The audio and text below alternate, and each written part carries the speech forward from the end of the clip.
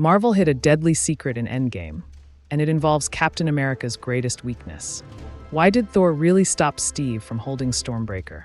The answer isn't about worthiness, it's about life-taking. Watch till the end, because the truth will make you question every fight Cap ever had. This theory breaks the MCU. In the chaotic symphony of war that thundered through Avengers Endgame, one moment blinked past many eyes, cloaked beneath a veil of humor. Steve Rogers, Captain America himself, seizing Stormbreaker in the midst of battle. It seemed like a playful exchange, Thor jestingly barking for Mjolnir to be handed to Steve instead. But was it just a jest? Or hidden behind the God of Thunder's easy grin was a quiet, unspoken act of protection? To understand, we must journey beyond Endgame's battlefield, retracing Thor Odinson's steps to Avengers Infinity War.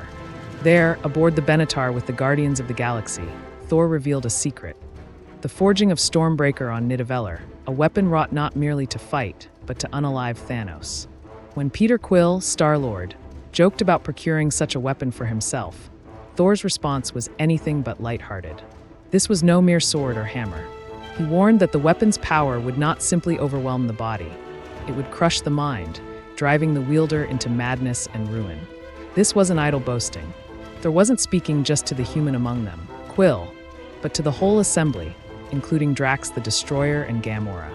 Drax, a mighty Kylosian with a body sculpted for battle, toughened beyond human comprehension.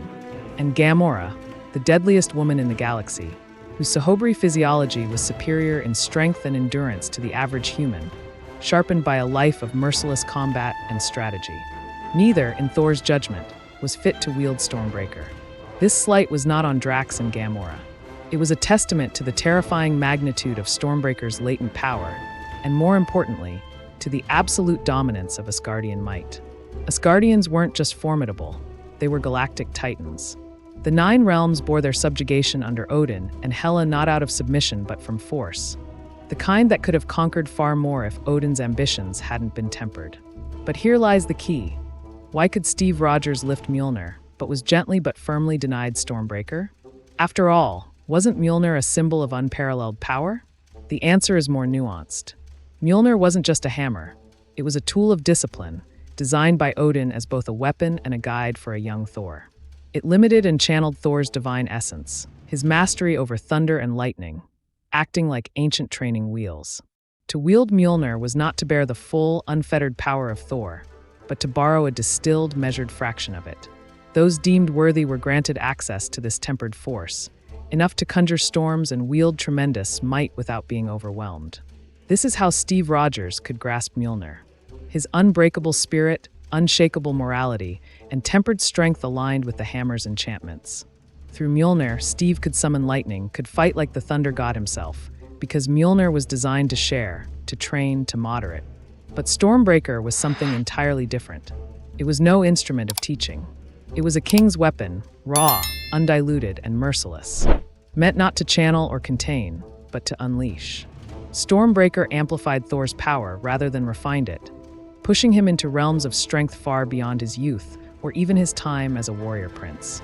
It was the culmination of his ascent, especially after the passing of Odin and the inheritance of the Odin Force, now transformed within Thor into something uniquely his own, the Thor Force.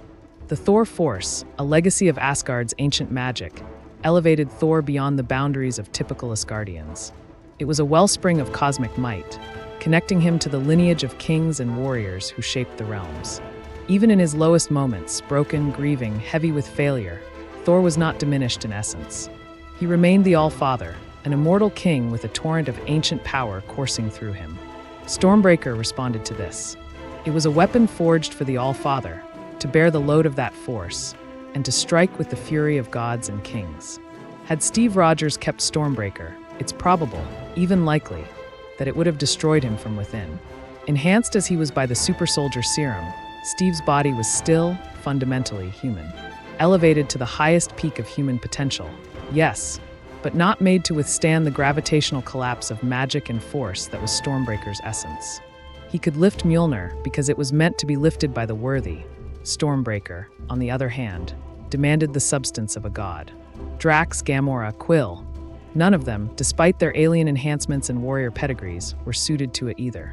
Stormbreaker would break them all, body and soul. Thor knew this.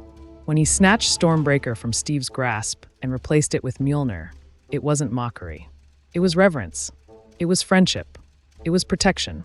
In fact, Thor's respect for Steve Rogers is woven throughout their history together. Recall Age of Ultron, the party scene where Thor shared his Asgardian mead with Steve. Thor warned the others it wasn't for mortal men, yet handed it to Steve nonetheless.